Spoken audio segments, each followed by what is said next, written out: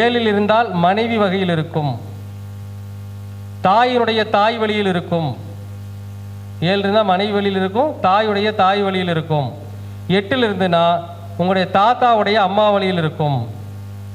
அதாவது தாத்தா உங்கள் அப்பாவுடைய அப்பாவுக்கு அம்மா அந்த வழியில் இருக்கும். 9 இருந்தால் அப்பா வழியில் இருக்கும்.